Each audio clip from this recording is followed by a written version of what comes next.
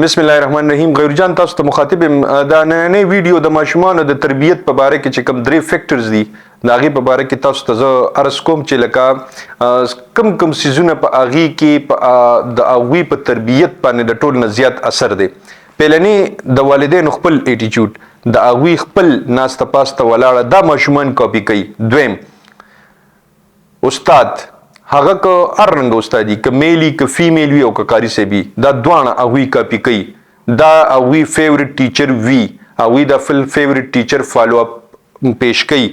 دریم معاشره، دریم ماحول دی. د معاشرې ماحول دی چې کله ورته د په معاشره کې او کم ماحول ملاویږي ماشوم هغې نه هر څه اډاپټ کوي. که ښه ماحول ورته ملاویږي نو ښه ماحول په مطابق باندې هغې کې بعض داسې د فایدې څیزونه او مثبت څیزونه هغه راښکاره کیږي چې هغه بیا سبا د هغه د معاشرې حصه چې کله هغه جوړ شي نو د هغه په عملي تربیت کې هغه مونږ ته په نظر باندې راځي او دا د هغه د ژوند حصه جوړی شي. نو بیا هغه څیزونه هغه همغه شان کوي. د بس داسې ټیچرز هم تیر شوي دي چې هغې ټیچرز به چې کوم تکیه کلام استعمالول ډیر د هغوی شاګردان چې دي هغه بیا همغه تکیه کلام چې دی هغه هم همغه شان استعمالي. بیا په خپل د دې معاشرتي لحاظ سره عرض کوم تاسو ته چې کوم معاشرې ته هغه کله بیا راشي او د دې معاشرې فرد جوړ شي نو هغه بیا هغه استعمالي. یعنی نوجوانۍ په ټایم کې یا د لړکپن چې کله نوجوانۍ طرف ته راشي نو په هغه وخت کې هغه بیا دا الفاظ استعمالي. او د مور پلار هم دغه شان دی چې د مور پلار نم بعضې خبرې ماشوم اخلي هغه اډاپټ کوي او دا اټومیټیکلی راځي. دا والدینو ته هم پته نه چې لکه دا زمونږ دا خبرې اوس کاپي کیږي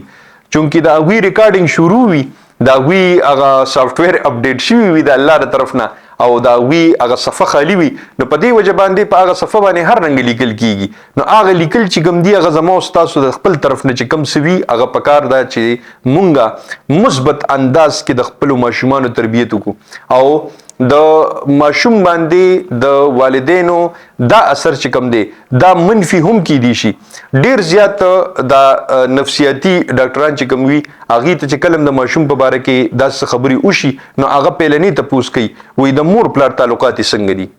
نو هغې پیلنې د مور پلار تعلقاتو په باره کې تپوس کوي. کله د مور پلار جګړې وي د هغوی د یو بل سره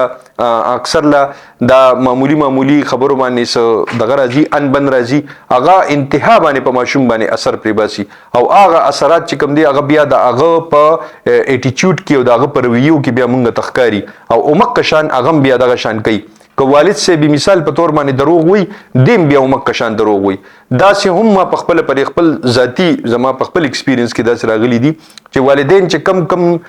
نشې کوي او د خپل بچو په مخامخ باندې کوي هغه نشه اکثر له بیا د هغې بچیم کوي. والده چې دا هغه هم دغه شان چې باز کمی خبرې کوي هغه خبرې بیا د هغې په لور کې همغه شان ته راځي هغه همغه د خپل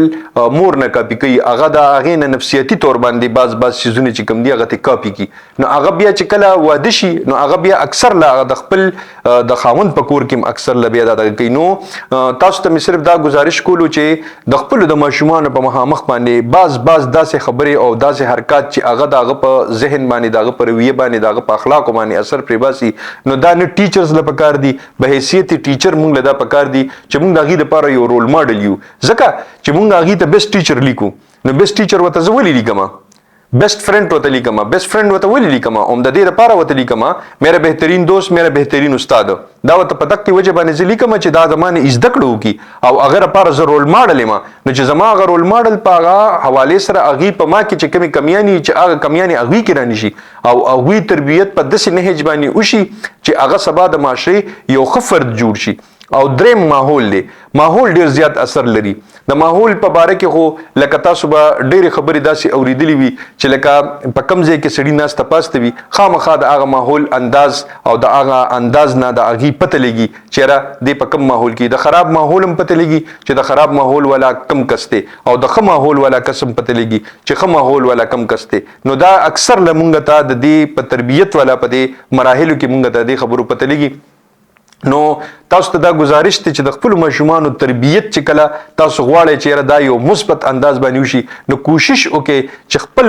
ځان باندې بیا دا بعضې پابندیانې ولګوئ چې زه به د بچو په مخامخ باندې کنځلې نه کوم، زه به د بچو په مخامخ سګرټ نسوار نه کوم، زه به د بچو په مخامخ باندې ښځې ته بدې ردې نه وایم، یا زه به په کور کې داسې ماحول نه جوړوم چې په هغې باندې زما په ماشوم باندې په هلک او په جینۍ په دواړو باندې څه اثر پرېوځي. نو د دې خبرو خیال وساتئ. ټیچرانو ته هم دا مخاطب یم چې ټیچران دې د دې خبرې خیال وساتي چې هغوی هم چې کله ټیچنګ کوي نو په ټیچنګ کې هم هغوی دې همدغه شان دا خبرې په ذهن کې وساتي چې زه د هغوی دپاره رول ماډل یم او دوی مانه څه اخذ کوي، یوازې دوی مانه سبق نه زده کوي بلکې دوی مانه تربیت هم زده کوي. نو دغې وجه باندې د هغې خیال ساتل پکار دي. او دریم